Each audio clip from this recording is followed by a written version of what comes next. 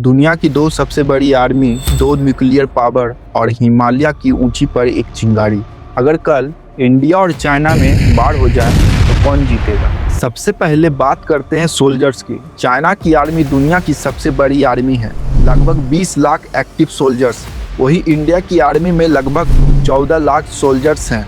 Number के हिसाब से चाइना आगे है, लेकिन इंडिया की आर्मी को हाई एल्टीट्यूड वारफेयर का सबसे ज़्यादा एक्सपीरियंस है। लद्दाख, सियाचिन और हिमालय जैसे डेंजरस एरिया में इंडियन सोल्जर सालों से तैनात है, यानी टेरेन एडवांटेज इंडिया के पास है। अब बात करते हैं टेक्नोलॉजी और वेपन्स की। चाइना के पास ज़्यादा फाइटर जेट्स, ड्रोन्स और मिसाइल्स हैं। उनका डिफेंस बजट भी इंडिया से 3 गुना ज़्यादा है। चाइना का डिफेंस बजट लगभग 290 बिलियन डॉलर्स के आसपास है, जबकि इंडिया का बजट लगभग 80 बिलियन डॉलर के करीब है। यानी टेक्नोलॉजी और प्रोडक्शन पावर में चाइना क्लियरली स्ट्रॉन्ग है।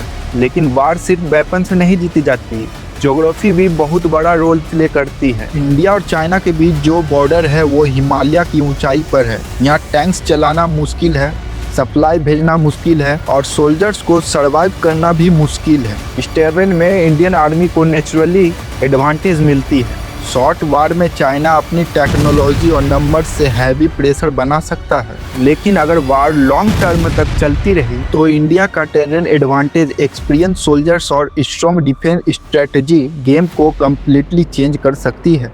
सच ये है कि इंडिया और चाइना वार में कोई इजीली विनर नहीं होगा। दोनों कंट्रीज के पास न्यूक्लियर पावर्स है और इसी वजह से दुनिया की सबसे बड़ी पावर भी चाहती है कि ये वार कभी ना हो, क्योंकि अगर इंडिया और चाइना टकरा गए, जीत किसी की भी हो लेकिन हार दुनिया की हो।